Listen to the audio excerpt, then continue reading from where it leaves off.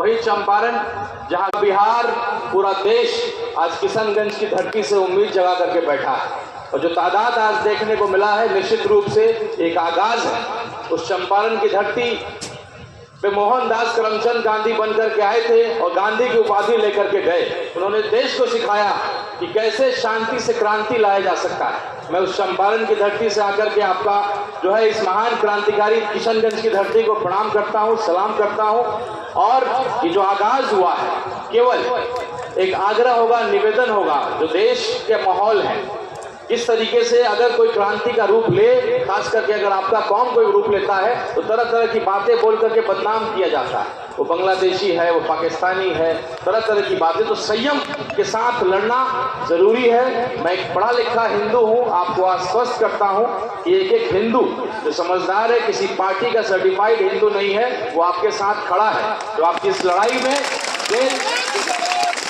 में अगर जेल जाने की बात आएगी तो बिल्कुल ये हिंदू भाई, ये क्षत्रिय जो देश को गृह युद्ध से बचाना चाहता है, ये देश को जो है कुछ पार्टियां जहर फैला करके गृह युद्ध की तरफ धकेलना चाहती है, लेकिन हमारे जैसे पढ़े लिखे हिंदू उनके मंसूबे को कभी कामयाब नहीं होने देंगे।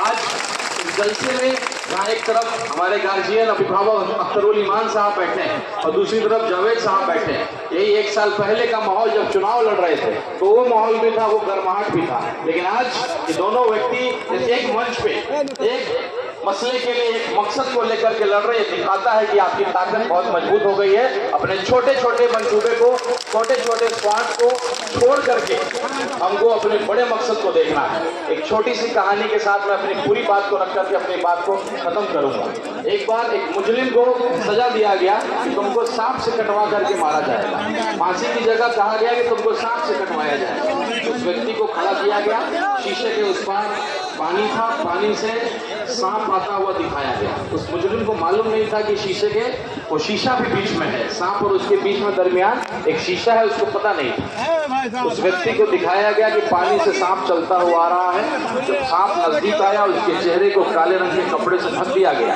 और केवल उसको एक पेन चुभाया गया, केवल एक पेन चुभाया गया। उस व्यक्ति को लगा कि मुझे सांप ने काट लिया और वो मर जाता है। तो ये डर, ये जहर जो फैलाने का प्रयास किया जा रहा है, आपको डराने का प्रयास किया जा रहा है और आपको आपस में बांटने का प्रयास किया जा रहा है।